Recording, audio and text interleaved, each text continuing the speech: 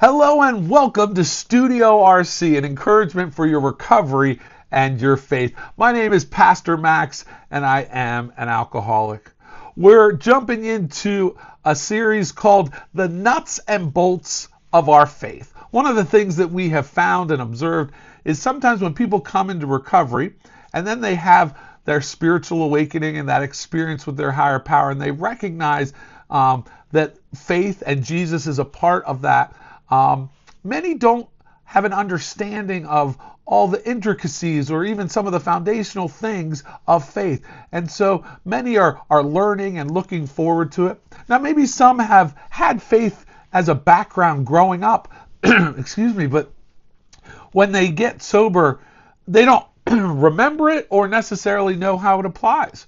Or there's some people who have a great knowledge of faith and sometimes just want to review or go a little deeper. Our nuts and bolts are exactly that. We're going to go deeper into our understanding of not only the basics of faith, but how it applies to our recovery and how they complement one another.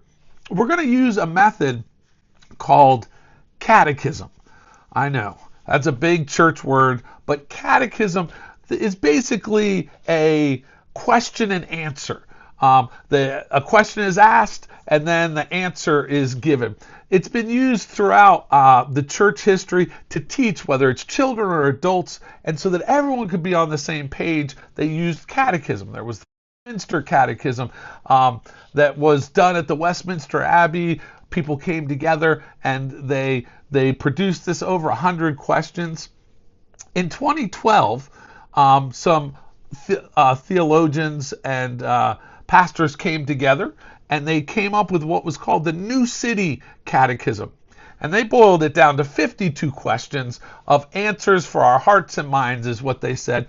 A question a week is how they designed it.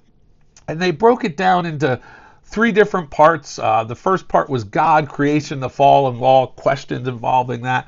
The second part was Christ, redemption, and grace.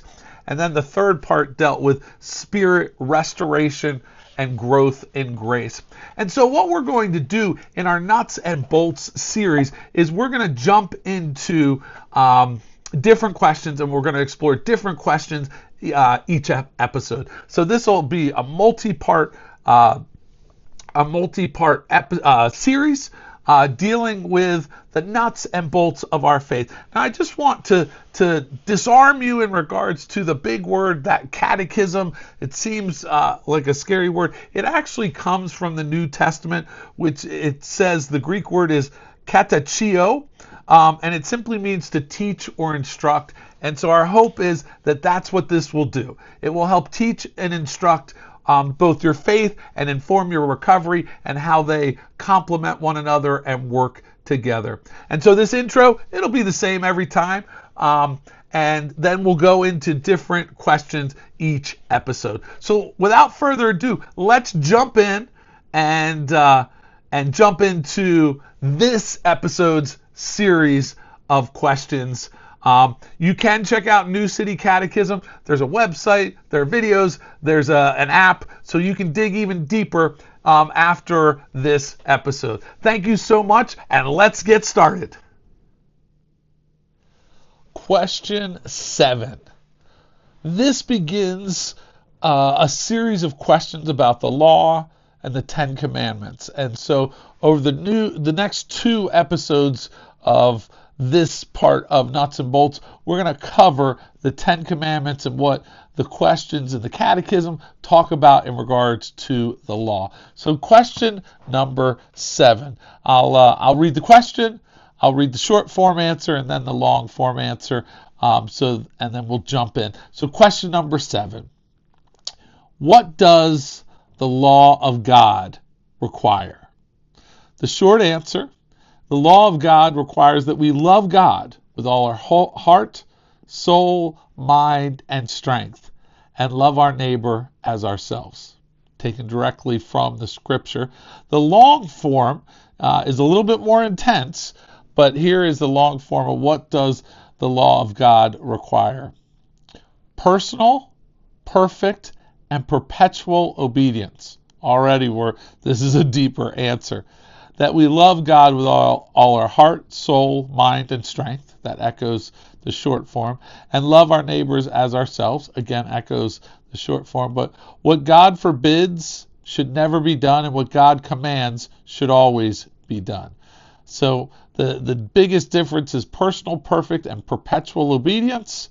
And then what God forbids should never be done, and what God commands should always be done. So the spiritual significance of this question is it highlights the two greatest commandments of the heart of God's law.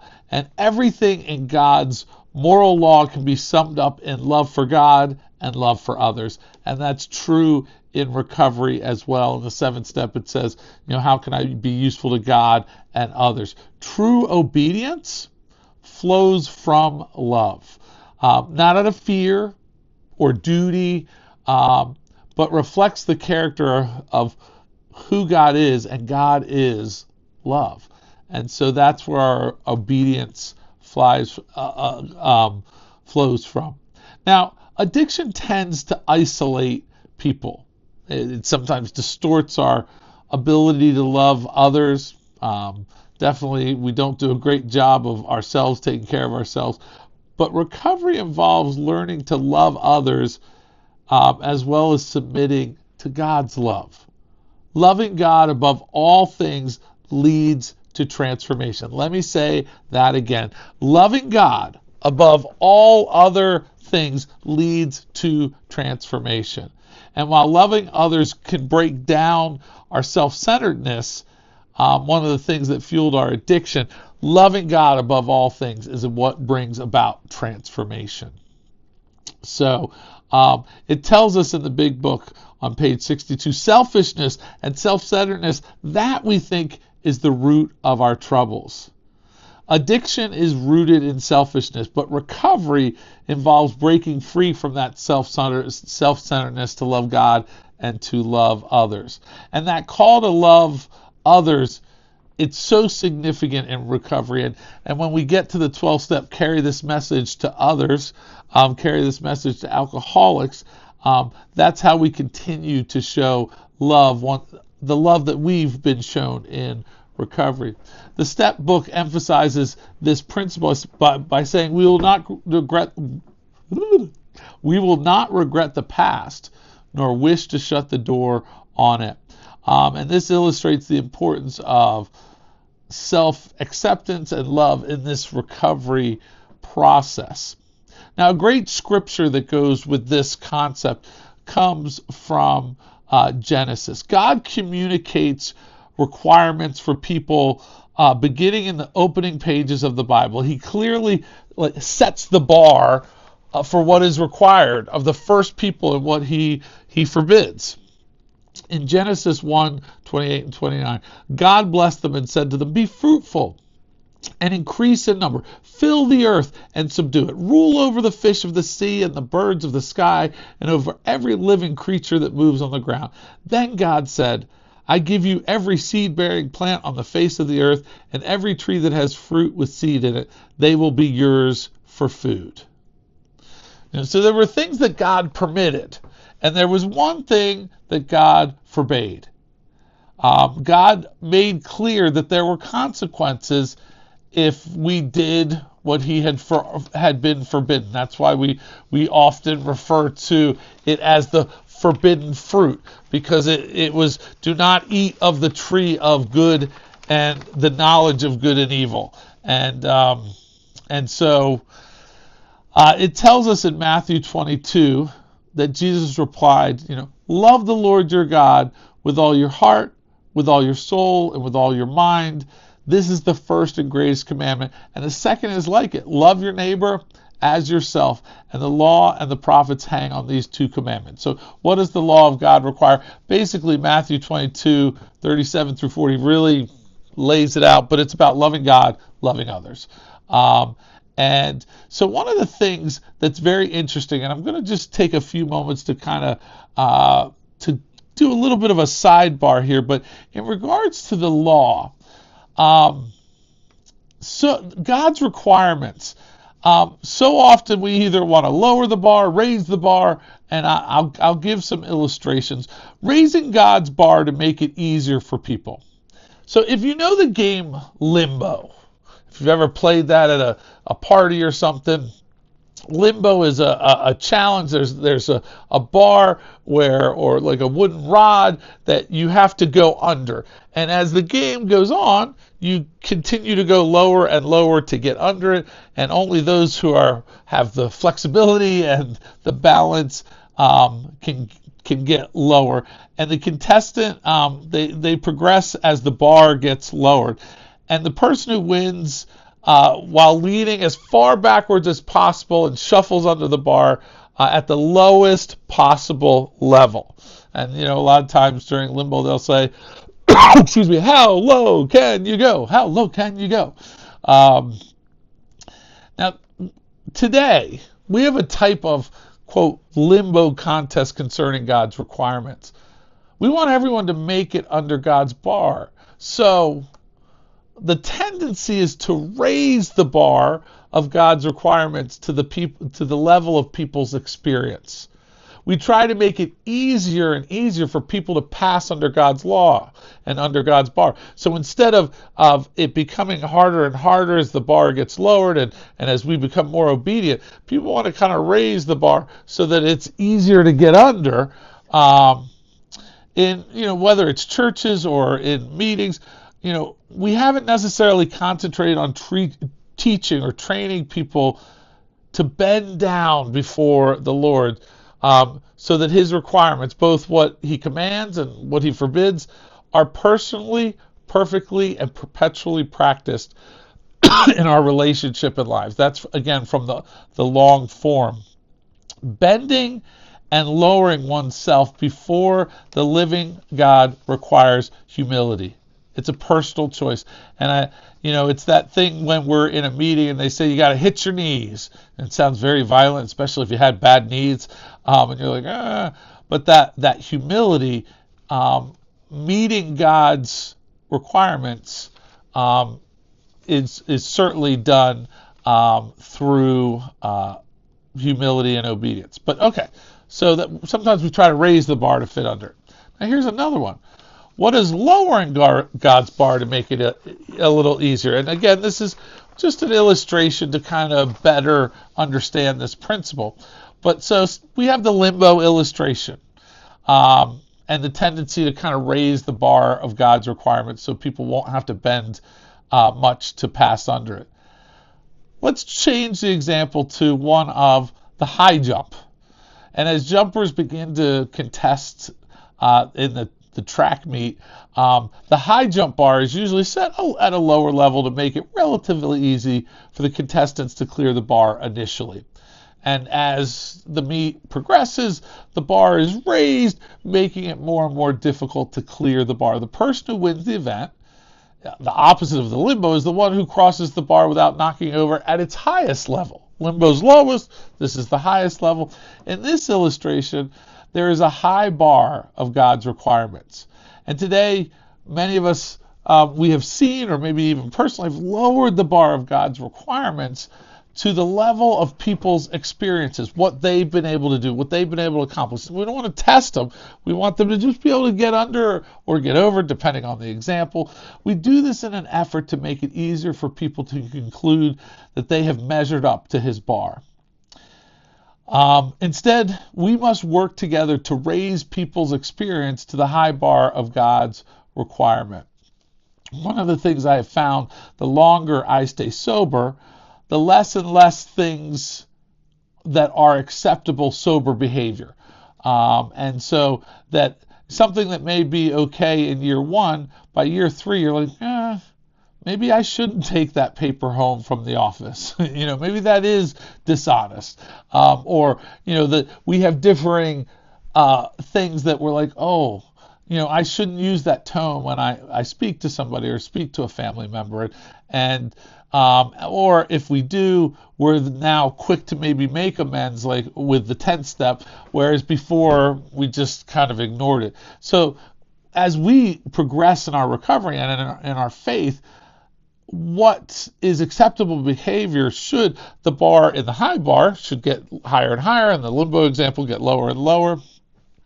We have one final example for this question, and I want to spend a little time here just to kind of lay it out there, because it's not about being legalistic, but it is about trying to reflect God's character in our behavior. So the final illustration is widening the gate to make it easier to get into. The effort of trying to make God's requirement easy was alive and well in Jesus' day as well. Early in Jesus' disciple-making training, he charged disciples, and this is from Matthew 7, enter through the narrow gate. For wide is the gate and broad is the road that leads to destruction, and many enter through it. But small is the gate and narrow the road that leads to life, and only a few will find it. So the issue of Jesus' illustration is the entryway, the gate into the kingdom, or the governing of God. Jesus says the entryway is narrow. Yet the tendency then, and now for that matter, is to try to make entering God's kingdom as easy as possible. Jesus makes clear that the easy way leads to a dead end. And so we want to keep that in mind. Again, I agree with what the big book says in regards to God does not make hard terms for those who seek him. But I do think in that once we begin that initial journey, that I think that's that the beginning can be a little easier, but as we continue to go, that road narrows and narrows and narrows along the way. So that was question 7. Spent a little bit more time on that. We have a couple more questions I want to try to tackle today. What is the law of God? That's question number 8. Again, there is a long and a short form. The short form is very straightforward. The law of God is summarized in the 10 Commandments. Like, you want to know the law of God? Look at the 10 Commandments. And in the long form of the answer, it says, and it covers many of the commandments, it says, "You shall have no other gods before me. You shall not make for yourself an idol in the form of anything in heaven, above, or on the earth, beneath, or in the waters below. You shall not bow down to them or worship them. You shall not misuse the name of the Lord your God. Remember the Sabbath day by keeping it holy. Honor your father and your mother. You shall not murder. You shall not commit adultery. You shall not steal. You shall not give false testimony. You shall not covet." That covers it. That's the 10 Commandments. Not even I guess in a nutshell, but it covers it all. The 10 Commandments really reveal God's moral will for humanity, which is good because multiple times it talks about a moral inventory in the 4th step. It tells us in the big book that we're going to talk about spiritual and moral issues, and we're going to talk about God. And so having an understanding of God's morals is important, and God's his will for humanity. Now, these 10 Commandments, they offer principles of living in harmony with God and others, and the law reflects God's holiness, God's justice, God's mercy, and it's meant to guide his people in a way that reflects his character. So the 10 Commandments are to help guide us be more and more like God, and not be God, but try to reflect God's character in our behavior. In the big book, it tells us our liquor was but a symptom. We had to get down to causes and conditions. In other words, if you remove the drugs or the alcohol, there's still things that we need to work on in our lives. And the 10 Commandments are a way of addressing the root cause of sin and brokenness. So that's a general question. And we're going to actually look at some of the specific commandments. And we're not going to get through all of them in this particular podcast. We're going to try to get through about half of them. And then we'll get through half of them in the next episode of Nuts and Bolts. So question number 9. And this will cover the first couple commandments, and it also it kind of lays the groundwork. But What does God require in the first, second, and third commandment? So it's very straightforward. What does God require in the first, second, and third commandments? The first commandment requires that we worship the one true God and Him only. The second commandment requires us not to make or worship idols. The third commandment requires that we honor God's name with reverence and awe. I went through that a little quickly, and the alternate answer is that mirrors the answer I just read, is first that we know and trust God as the only true and living God. Second, that we avoid all idolatry and do not worship God improperly. And third, that we trust God's name with fear, we treat God's name with fear and reverence, honoring also His word and works. So that's a good understanding. So these commandments set a stage for a proper relationship with God. They focus on our devotion to God, rejecting all idols, and treating God's name with the utmost reverence. God desires to be our first and only allegiance.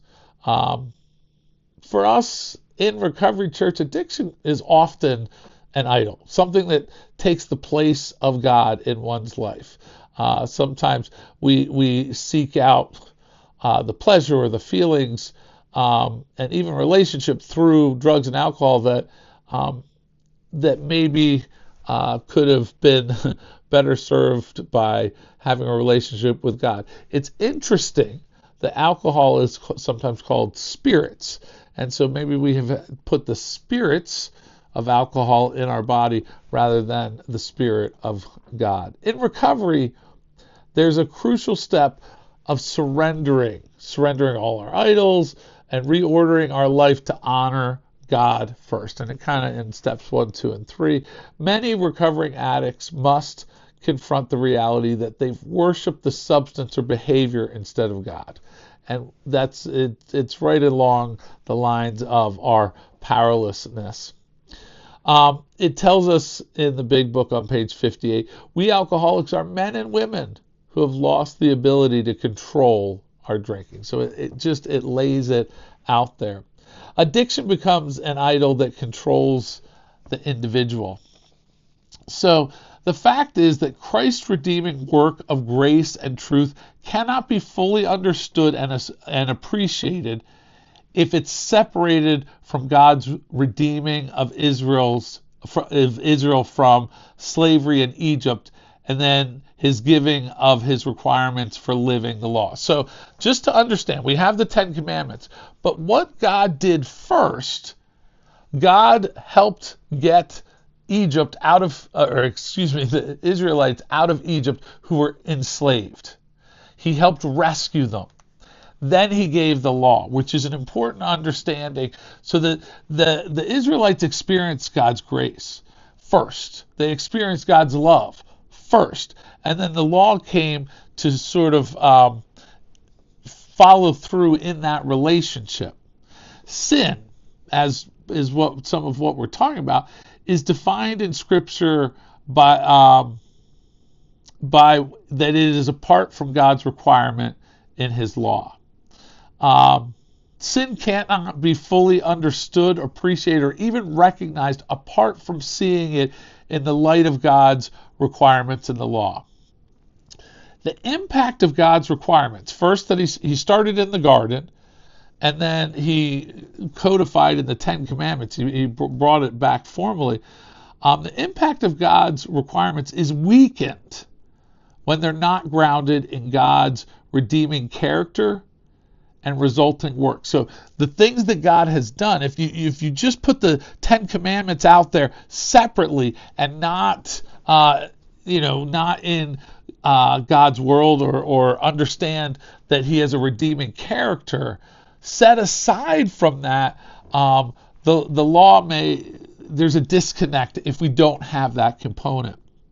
So we want to dig deep down into the 10 Commandments before we advance to his redeeming work from slavery of sin through Jesus, we want to understand his character. Now, this is presented in the book of Deuteronomy, and Deuteronomy, it's very interesting, means second law.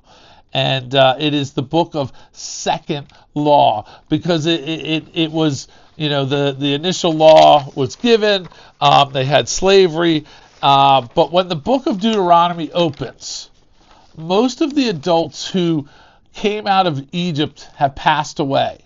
Their descendants have been left in Moses' care. He's now preparing these descendants to enter Canaan, to enter the promised land. And as a central part of their preparation, Moses gives them the law of God a second time.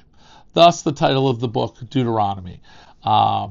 So Moses, again, he conveys to them in the book of Deuteronomy God's requirements for living in Canaan, living in the promised land, the land that God had promised to them.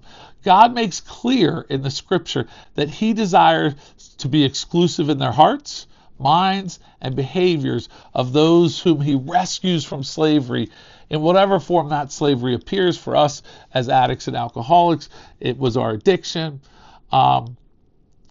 One of our culture's highest priorities today is often tolerance and sometimes inclusivity. And that goes a little bit apart from what God was talking about in his 10 commandments.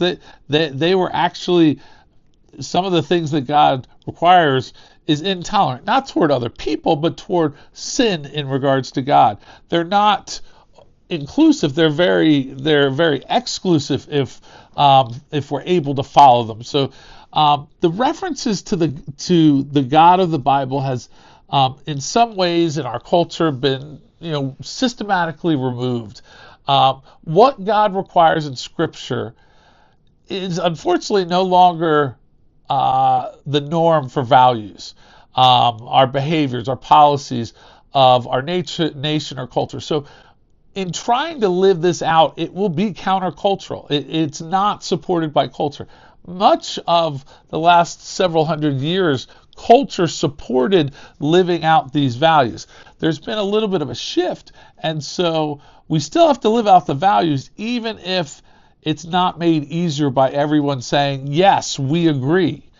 We don't have to have everyone agree. We know that God has put it forth, and so we want to honor that. The Bible calls sin, the things that the Bible calls sin no longer really has meaning in our culture. People don't even want to talk about sin. The definition of idol is any object of ardent or excessive devotion or admiration.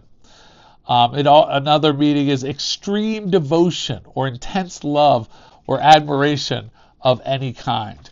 And so that's what we're trying to avoid, trying not to have God be an idol. Okay, we're going to try to tackle one more question. We're a little longer today. I appreciate your patience. We're going to tackle commandments 4 and 5. Question 10 in the Catechism reads, what does God require in the 4th and 5th commandments? The fourth, that on the Sabbath day we spend time in public and private worship of God, rest from routine employment, serve the Lord and others, and so anticipate the eternal Sabbath. 5th, that we love and honor our father and mother, submitting to their godly discipline and direction. And the alternative answer is the 4th commandment requires us to rest one day in 7. I'm going to venture to say many of us probably struggle with this one. Dedicating that day to the worship of God. The 5th commandment requires us to honor our father and our mother. The 4th commandment, how do we keep the Sabbath holy? How do we observe the Sabbath day? And that's I think that people have been asking that question to the point where the Jewish people, as they continued to live, they added more and more rules on how to do that. And Jesus sort of said, okay, these are getting out of hand. I can't heal on the Sabbath because that, but I could eat a piece of wheat, but not really. And there are different times that I could on the Sabbath, and there were all these different permutations of what it meant to keep the Sabbath.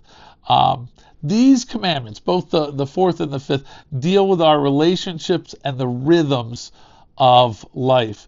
The fourth commandment, again, reminds us of the importance of rest and worship and recognizes our dependence on God. Each week we stop and say, we connect with God and we worship God. The fifth commandment calls us to honor our parents, acknowledging the family as just a key institute for fostering godly lives. Whether you had a good family, whether you're hopefully producing a good family, doing that sober, we have a better shot at it. And if we didn't have a good one, of overcoming it in our recovery. Recovery often involves restoring healthy rhythms, and that includes honoring family and cultivating times of rest. Sabbath reminds recovering addicts of the need for spiritual renewal. It is not true, I will sleep when I'm dead.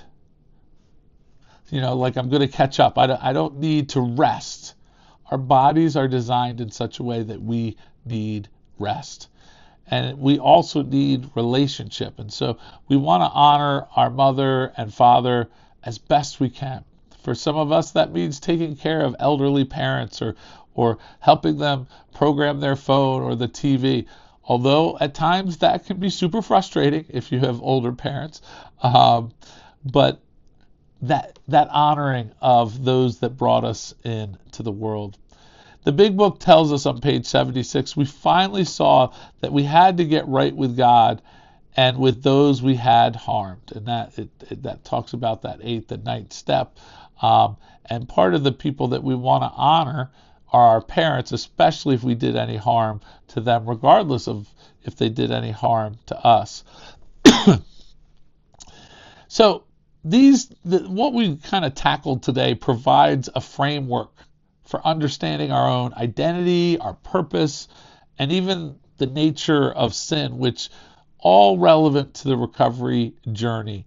The principles of self-worth, community, humility, and the quest for a meaningful life resonates deeply within both the catechisms and the teachings of recovery. And so as we conclude today, and again, today was a little longer, I appreciate you coming along with us on that journey, but think about the bar and, whether it's the limbo going lower and we don't want to falsely bring it up so it's easier, or the high jump, we don't want to lower it so that it's easy to get over. We know that it's going to be challenging, that Jesus tells us to enter through the narrow gate.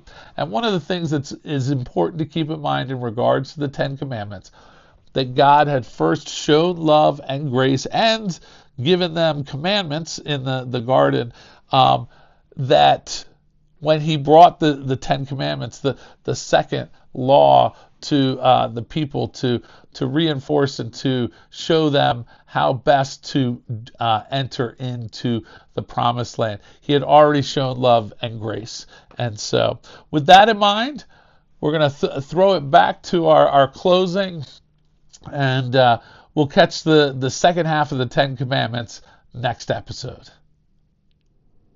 Well, that concludes this week's episode. Hopefully, as we interacted with those questions, it was helpful. Hopefully, it encouraged you in your faith. Hopefully, maybe it taught you a little bit more. It showed you how your recovery and your faith, how it works together, and had another foundational block of understanding our faith as well as how our recovery plays into that. So thank you so much for coming to Studio RC. A reminder that this Nuts and Bolts series is also supported as we're going through the New City Catechism questions. You can go to the website. There's an app. You can check out some of the videos to dig even further than what we did today. and so that you can keep learning and keep informing your faith. So we thank you for coming to Studio RC. We encourage you to like, to follow, to comment, to share, do all those things so that we can continue to expand the footprint and encourage others in their recovery and their faith. So thanks so much for coming to Studio RC. We'll see you next time. And remember, Recovery Church, 12 steps, one goal. God bless. We'll see you next time.